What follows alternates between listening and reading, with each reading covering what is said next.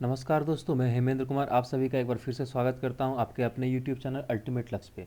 दोस्तों, जैसा कि आपको पता है कि मैं हिस्ट्री का क्लास ले रहा हूं, तो आज मेरा एंशियंट हिस्ट्री का 7वां भाग है, जो कि जिसमें कि आज हम लोग सिकंदर तथा मौर्य साम्राज्य के बारे में पढ़ेंगे।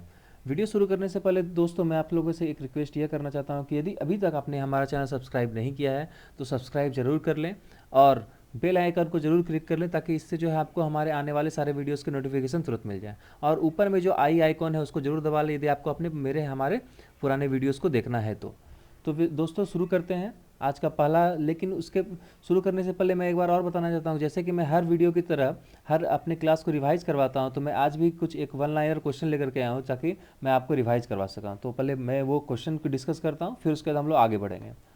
तो पहला क्वेश्चन मेरा ये है कि लगभग 600 ईसा पूर्व में उत्तर भारत में कितने महत्वपूर्ण राज्य थे और कितने और उसे क्या कहा जाता था? तो 16 राज्य थे जिसे महाजनपद कहा जाता था। लगभग 600 ईसा पूर्व उत्तर भारत में कितने राज्य शक्तिशाली थे और उनका नाम क्या था? देखिए, 4 राज्य अधिक शक्तिशाली माने जाते थे, उनका नाम था मगध, कौशल, वत्स और अवंती।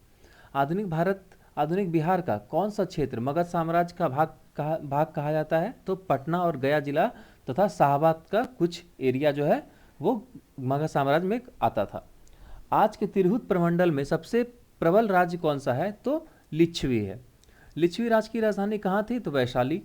काशी जनपद की राजधानी कहाँ थी? वाराणसी। आज की पूर्व उत्तर प्रदेश में कौन सा जनपद था? तो कौशल देश था। कौशल जनपद की राजधानी कहाँ थी? श्रावस्ती। श्रावस्ती के बारे में मैंने बताया था कि भगवान बुद्ध ने अपने सबसे ज़्यादा उपदेश कहाँ पे दिए थे? तो श्रावस्ती में ही दिए थे। शाक्यों का कपिलवस्तु गणराज्य किस जनपद में शामिल था? तो कौशल देश में शामिल था। कपिलवस्तु गणराज्य की 2 राजधानियों में राजधानियां कौन कौन सी थी? तो कपिलवस्तु और लुम्बिनी थी। तो ये सारे क्वेश्चन थे। अब हम लोग आगे बढ़ते हैं। आगे क्वेश्चन है कि वत्स जनपद की राजधानी कहाँ थी? तो कौशाम्बी थी। अवंती राज्य की 2 राजधानियां कौन कौन सी थी? तो उज्जैन और माहिष्मति। जरासंध किसका पुत्र था? तो वीरभद्र का पुत्र था। बिम्बिसार मगध की गद्दी पर कब बैठा? तो 1544 ईसा पूर्व में बैठा था। मगध राज्य का सबसे प्रतापी राजा कौन था? तो बिम्बिसार ही था। बिम्बिसार की राजधानी कहाँ थी? तो गिरिवज, राजगिरी, जो कि अभी राजगीर के नाम से भी जाना जाता है। बिम्बिसार का संबंध किस वंश से था? तो हरियंक वंश से। ठीक है। बिम्बिसार ने अंग राज्य के किस महत्वपूर्ण बंदरगाह को जीता था? तो चंपा बंदरगाह को जीता था। बिम्बिसार किस धर्म को मानता था? तो अपने जीवन के अंतिम काल में बिम्बिसार ने बौद्ध धर्म को ग्रहण कर लिया था। इसके पहले वह जैन धर्म को मानता था, जैसा हम लोग पिछले क्लास में डिस्कस भी किए थे। बिम्बिसार ने मगध राज्य पर कितने वर्षों तक शासन किया? तो 52 वर्षों तक शासन किया। उसके बाद ये कब से कब तक था? तो 544 ईसा पूर्व से 492 ईसा पूर्व तक था। बिम्बिसार की मृत्यु किस प्रकार हुई? तो बिम्बिसार के पुत्र अजातशत्रु ने उनकी हत्या कर दी थी, जिससे बिम्बिसार की मृत्यु हो गई। बिम्बिसार की मृत्यु के बाद मगध राज की गद्दी पर कौन बैठा था? तो अजातशत्रु बैठा था। कब से बैठा था? 492 ईसा पूर्व से। ठीक है, आगे बढ़ते हैं। अजातशत्रु का उपनाम क्या था? तो कुणिक नाम था उसका। अजातशत्रु का विवाह किसके साथ हुआ था? तो कौशल के राजा प्रसेनजीत की पुत्री वज्रा के साथ हुआ था। ठीक है। पाटलिपुत्र नगर की स्थापना किसने की थी? तो मगध के राजा अजातशत्रु ने। अजातशत्रु किस धर्म का अनुयायी था? तो जैन धर्म का था। किसके शासनकाल में पहली बौद्ध संगीति का आयोजन हुआ था? तो अजातशत्रु के शासनकाल में हुआ था। अजातशत्रु ने कब से कब तक शासन किया? तो 492 ईसा पूर्व से 460 ईसा पूर्व तक, मतलब कि इसने 32 वर्ष तक शासन किया। भारतीय इतिहास में पितृहंता के नाम से किसे याद किया जाता? तो अजातशत्रु को किया था। क्यों किया था? पितृहंता का मतलब होता है अपने पिता को मारना, तो इसने अपने पिता को मारा था, इसलिए इसका नाम पितृहंता के नाम से लिया जाता है। अजातशत्रु की मृत्यु के बाद मगध राज्य की गद्दी पर कौन बैठा था? तो अजातशत्रु का पुत्र उदयभद्र या उदयदीन जिसे बोलते हैं। उदयदीन ने मगध पर कब से कब तक शासन किया? तो उत्तर है इसका कि 460 ईसा पूर्व से 444 ईसा पूर्व तक शासन किया था। ठीक है, अब आगे हम लोग बढ़ते हैं। किसके शासनकाल में मगध की राजधानी पाटलिपुत्र को बनाई गई थी? तो उदयभद्र के शासनकाल में। हरियंक वंश का अंतिम शासन कौन था? तो नागदशक, जो भद्र का तीसरा पुत्र था, वह हरियंक वंश का अंतिम शासक था। हरियंक वंश की समाप्ति के बाद मगध पर किस वंश का शासन हुआ? तो शिशुनाग वंश का हुआ था। शिशुनाग वंश का संस्थापक कौन था? तो शिशुनाग ही था। शिशुनाग के बाद मगध की गद्दी पर कौन बैठा? तो कालाशोक बैठा, जिसे हम लोग काकवर्ण भी कहते हैं। किसके शासनकाल में बौद्धों की दूसरी संगति हुई? तो कालाशोक के शासनकाल में। कहाँ हुई थी? तो वैशाली में हुई थी। शिशुनाग वंश का अंतिम शासक कौन था? तो नंदीवर्धन था। कौन था? नंदीवर्धन। शिशुनाग वंश की समाप्ति के बाद मगध पर किस वंश का शासन हुआ? तो नंद वंश का शासन हुआ। नंद वंश की स्थापना किसने की थी? महापद्मानंद ने। नंद वंश का अंतिम शासन कौन था? तो धनानंद था, जिसके बारे में बताया था कि उसने किसे बेइज्जत किया था? चंद्रगुप्त मौर्य के जो गुरु थे, कौन? अर्थशास्त्र के लिखने वाले चाणक्य जी थे, उनको बेइज्जत किया था। फिर चंद्रगुप्त मौर्य के द्वारा उनसे बदला लिया गया था और उनका शासन छीन लिया गया था। जब सिकंदर महान ने भारत पर आक्रमण किया था, उस समय मगध पर किसका शासन था? तो नंद वंश के अंतिम राजा धनानंद का ही था। ठीक है, अब हम लोग, ये तो हमारा क्वेश्चन का पार्ट हो गया। अब हम लोग आते हैं, पहला स्टार्ट करेंगे किसके बारे में? सिकंदर के बारे में पढ़ेंगे। तो सिकंदर कौन थे? तो सिकंदर का जन्म जो है 356 ईसा पूर्व में हुआ था। सिकंदर के पिता का नाम फिलिप था। फिलिप 359 से ईसा पूर्व में मकदूनिया का शासक बना। इसकी हत्या 329 में कर दी गई थी। सिकंदर अरस्तु का शिष्य था। सिकंदर ने भारत विजय का अभियान 326 ईस्वी में प्रारंभ किया। सिकंदर का सेनापति कौन था? तो सेल्यूकस निकेटर था। सिकंदर को पंजाब के शासक पोरस के साथ युद्ध करना पड़ा, जिससे हाइडेस्पीच का युद्ध या झेलम वितस्ता का युद्ध भी के नाम से भी जाना जाता है। सिकंदर की सेना ने व्यास नदी को पार करने से इनकार कर दिया था। सिकंदर स्थल मार्ग द्वारा 325 ईसा पूर्व में भारत लौटा। सिकंदर की मृत्यु 323 ईसा पूर्व में बेबीलोन में 33 वर्ष की अवस्था में हो गई। सिकंदर का सेनापति, जो जल सेनापति था, उसका नाम क्या था? वो था निर्याकाश। तो हम लोग अब आगे बढ़ते हैं मौर्य साम्राज्य में। तो मौर्य वंश का जो संस्थापक था वो कौन था? चंद्रगुप्त मौर्य था। चंद्रगुप्त मौर्य का जन्म 345 ईसा पूर्व में हुआ था। धनानंद को हराने में चाणक्य ने चंद्रगुप्त मौर्य की मदद की थी, जो बाद में चंद्रगुप्त मौर्य का प्रधानमंत्री था। तो धनानंद को क्यों हराया था? क्योंकि उसने चाणक्य के साथ बेइज्जती की थी, उनको अपने दरबार से भगा दिया था। ठीक है, आगे बढ़ते हैं। चाणक्य, कौटिल्य, विष्णुगुप्त, ये सब उनके नाम है, द्वारा लिखित पुस्तक है अर्थशास्त्र, जिसका संबंध किससे है? राजनीति से है। जैसे हम लोग जानते भी हैं कि अर्थशास्त्र के रचयिता कौन है? तो चाणक्य या कौटिल्य या विष्णुगुप्त, जो भी है। चंद्रगुप्त मगध की राजगद्दी पर 322 ईसा पूर्व में बैठा। चंद्रगुप्त जैन धर्म का अनुयायी था। चंद्रगुप्त ने अपना अंतिम समय कर्नाटक के श्रवण बेलगोला नामक स्थित पर बिताया। चंद्रगुप्त ने 305 ईसा पूर्व से सेल्यूकस निकेटर को हराया। सेल्यूकस निकेटर ने अपनी पुत्री कार्नेलिया की शादी चंद्रगुप्त मौर्य के साथ कर दी और युद्ध की संधि 100 के अनुसार 4 प्रांत काबुल, कांधार, हेरात एवं मकरान चंद्रगुप्त मौर्य को देते। तो सेल्यूकस निकेटर कौन था? तो ये सेनापति था किसका? सिकंदर का। ठीक है, आगे बढ़ते हैं। चंद्रगुप्त मौर्य ने जैनी गुरु भद्रबाहु से जैन धर्म की शिक्षा ली थी। और भद्रबाहु कौन थे? तो हमने बताया था कि भद्रबाहु जो थे वो जैन धर्म का जो 2 पार्ट था, कौन कौन सा? श्वेतांबर और दिगंबर। तो उसमें से दिगंबर जो था, उसकी जो स्थापना की थी वो किसने की थी? भद्रबाहु ने की थी। तो चंद्रगुप्त मौर्य ने इनसे शिक्षा ग्रहण की थी। मेगास्थनीज सेल्यूकस निकेटर का राजपूत था, जो चंद्रगुप्त के दरबार में रहता था। मेगास्थनीज द्वारा जो लिखी गई पुस्तक थी वो कौन थी? इंडिका थी। चंद्रगुप्त मौर्य और सेल्यूकस निकेटर के बीच हुए युद्ध का वर्णन एपियानास ने किया है। प्लूटार्क के अनुसार चंद्रगुप्त ने सेल्यूकस को 500 हाथी उपहार में दिए थे। चंद्रगुप्त मौर्य की मृत्यु कब हो गई थी? तो 298 ईस्वी में। कहाँ? श्रवण बेलगोला में, उपवास के दौरान। ये उपवास में चले गए थे, उसके बाद इनकी मृत्यु हो गई थी। तो हम लोग आगे बढ़ते हैं। अब नेक्स्ट क्या है? तो इससे जो तीसरे शासक थे वो कौन थे? बिंदुसार। बिंदुसार क्या थे? तो चंद्रगुप्त मौर्य का उत्तराधिकारी बिंदुसार हुआ, जो 298 ईसा पूर्व में मगध की गद्दी पर बैठा। अमित्रघात के नाम से बिंदुसार जाना जाता है। अमित्रघात का अर्थ है शत्रु विनाशक। बिंदुसार आजीवक संप्रदाय का अनुयायी था। वायु पुराण में बिंदुसार को भद्रसार या वारिसार कहा गया है। स्ट्रेबो के अनुसार सीरियन नरेश एंटीयोकस ने बिंदुसार के दरबार में डाइमेकस नामक राजदूत भेजा। इसे ही मेगास्थनीज का उत्तराधिकारी माना जाता है। तो जैन ग्रंथों के में बिंदुसार को सिंहसेन भी कहा जाता है। जैन ग्रंथों में ये क्वेश्चन पूछता है कि सिंहसेन किसे कहा जाता है जैन धर्म के अनुसार? तो बिंदुसार को कहा जाता है। बिंदुसार के शासन में तक्षशिला में हुए 2 विद्रोह का वर्णन है। इस विद्रोह को दबाने के लिए बिंदुसार ने पहले सुसीम को और बाद में अशोक को भेजा था। अशोक कौन था? तो बिंदुसार का बेटा था। फिर उसने आगे जाके मगध पर शासन किया था, जो कि मौर्य साम्राज्य में ही आता है। एथिनियस के अनुसार बिंदुसार ने सीरिया के शासक एंटीयोकस I से मदिरा, सूखे अंजीर एवं दार्शनिक भेजने की प्रार्थना की थी। बौद्ध विद्वान तारनाथ ने बिंदुसार को 16 राज्यों का विजेता बताया है।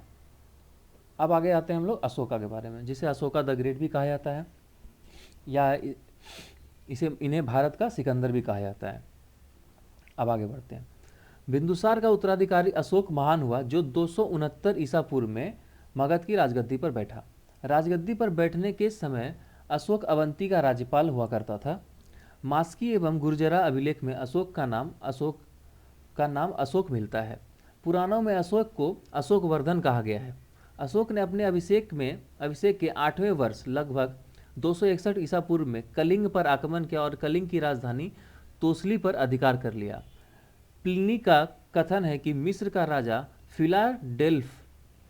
फिलाडेल्फस टॉलमी ने पाटलिपुत्र में डायनीसियस नामक एक राजदूत भेजा था अशोक के दरबार में। उपगुप्त नामक बौद्ध भिक्षु ने अशोक को बौद्ध धर्म की दीक्षा दी थी। ठीक है, आगे बढ़ते हैं, अशोक के बारे में और कुछ जानकारी लेते हैं।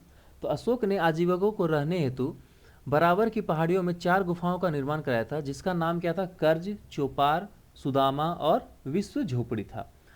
अशोक के पुत्र दशरथ ने आजीविकों को नागार्जुन गुफा प्रदान की थी। अशोक की माता का नाम क्या था? शुभद्रांगी था। अशोक ने बौद्ध धर्म के प्रचार के लिए अपने पुत्र महेंद्र एवं पुत्री संघमित्रा को श्रीलंका भेजा था। भारत में शिलालेख का प्रचलन सर्वप्रथम अशोक ने किया। अशोक ने के शिलालेख में ब्राह्मी, खरोष्ठी, ग्रीक एवं आरमाइक लिपि का प्रयोग हुआ है। ग्रीक एवं आरमाइक लिपि का अभिलेख जो है अफगानिस्तान से, खरोष्ठी लिपि का अभिलेख उत्तर पश्चिम पाकिस्तान और शेष भारत में ब्राह्मी लिपि के अभिलेख मिले हैं। अशोक के अभिलेखों को 3 भागों में बांटा गया है। कौन जा सकता है? कौन कौन सा है? तो शिलालेख है, स्तंभ लेख है तथा गुहा लेख है। अशोक के शिलालेख की खोज 1750 ईस्वी में पानेटी फेंथेलर ने की थी। इनकी संख्या कितनी है? तो 14 है। अशोक के अभिलेख पढ़ने में सबसे पहली सफलता 1837 ईस्वी में किसे लगी थी? तो जेम्स प्रिसेप को लगी थी। ठीक है, अब आगे बढ़ते हैं हम लोग। तो देखिए, ये अशोक स्तंभ, ये आपको पता ही होगा हमारा भारत का राष्ट्रीय चिन्ह बोला जाता है। अब देखिए क्या है, अशोक के स्तंभ लेखों की संख्या 7 है, जो केवल ब्राह्मी लिपि में लिखी गई। यह 6 अलग अलग स्थानों से प्राप्त है। पहला क्या है? प्रयाग स्तंभ लेख। यह पहले कौशाम्बी में स्थित था। इस स्तंभ लेख को अकबर इलाहाबाद के किले में स्थापित कराया था अकबर ने। उसके बाद सेकंड क्या है? दिल्ली टोपरा। यह स्तंभ लेख फिरोज शाह तुगलक के द्वारा टोपरा से दिल्ली लाया गया था। फिर है दिल्ली मेरठ। पहले मेरठ में स्थित यह स्तंभ फिरोज शाह द्वारा दिल्ली लाया गया था। फिर है रामपुरवा। यह स्तंभ लेख चंपारण बिहार में स्थापित है। इसकी खोज 1872 में किसने की थी? तो कार्लायल ने की थी। फिर है लौरिया आरेराज, चंपारण बिहार में है, आरेराज जिसे बुलाया जाता है। फिर क्या है? लौरिया नंदनगढ़, जो भी चंपारण बिहार में है। इस स्तंभ पर क्या है? मोर का चित्र बना हुआ है। तो ये थे अशोक के स्तंभ के लेखों की संख्या। अब हम लोग थोड़ा और आगे बढ़ते हैं।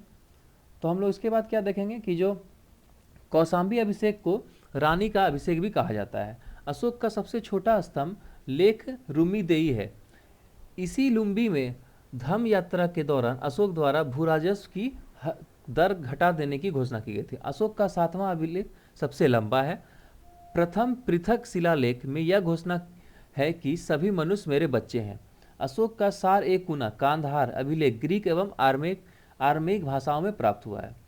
साम्राज्य में मुख्यमंत्री एवं पुरोहित की नियुक्ति के पूर्व इसके चरित्र को काफ़ी जांचा परखा जाता है, जिसे उपधा परीक्षण भी कहा जाता है। सम्राट की सहायता के लिए एक मंत्रिपरिषद होती थी, जिसमें सदस्यों की संख्या 12, 16 या 20 हुआ करती थी। अर्थशास्त्र में शीर्षस्थ आधिकारिक के रूप में तीर्थ का उल्लेख मिलता है, जिसे महापात्र भी कहा जाता है। इसकी संख्या 18 थी। अर्थशास्त्र में चर जासूस को कहा जाता है। ठीक है, आगे बढ़ते हैं। तो ये है मौर्य प्रांत और उसकी कुछ राजधानी। तो क्या है उसके हम लोग बारे में पढ़ लेते हैं। तो क्या उत्तरापथ, इसकी राजधानी क्या थी? तक्षशिला। फिर अवंती राष्ट्र, इसकी राजधानी क्या थी? उज्जैनी थी। कलिंग, इसकी राजधानी थी तोसली। दक्षिणापथ, इसकी राजधानी थी सुवर्णागिरी। और प्रासी, जो कि पूर्वी प्रांत है, उसकी राजधानी थी पाटलिपुत्रा। तो अशोक के समय में मौर्य साम्राज्य के प्रांतों की संख्या कितनी थी? तो 5 थी। 5 को चक्र कहा जाता है। 5 प्रांतों को क्या कहा जाता है? चक्र कहा जाता है। ये ऊपर पे जो 5 प्रांत हमने वर्णन किया है वो क्या है? चक्र है। प्रांतों के प्रशासक कुमार या आर्यपुत्र या राष्ट्रिक कहलाते थे। तो ये थे प्रांत के बारे में। अब आगे बढ़ते हैं। प्रांतों का विभाजन विषय में किया गया था, जो विषय पति के अधीन होते थे। प्रशासन की सबसे छोटी इकाई ग्राम थी, जिसका मुखिया ग्रामिक कहलाता था। तो जैसा हम लोगों ने किस में पढ़ा था, ये हड़प्पा में भी पढ़ा था और इसमें वैदिक सभ्यता में हम लोग पढ़े थे कि ग्राम की जो है सबसे छोटी इकाई है और उसका जो हेड होता था उसको क्या बोलते थे, हम लोग ग्रामिक बोलते थे। प्रशासकों में सबसे छोटा गोप था, जो 10 ग्रामों को का संभालता था। मेगास्थनीज के अनुसार नगर का प्रशासन 30 सदस्यों का एक मंडल करता था, जो 6 समितियों में विभाजित था। प्रत्येक समिति में 5 सदस्य होते थे।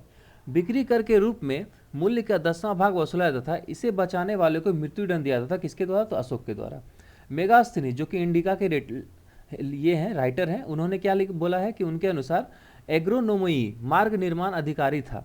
अस्टीन के अनुसार चंद्रगुप्त मौर्य की सेना में लगभग 50,000 अश्वरोही सैनिक, 9,000 हाथी एवं 8,000 रथ थे। तो इस हिसाब से ये माना जाता है कि चंद्रगुप्त मौर्य जो है ये क्या थे, बहुत ही ज़्यादा पावरफुल राजा थे।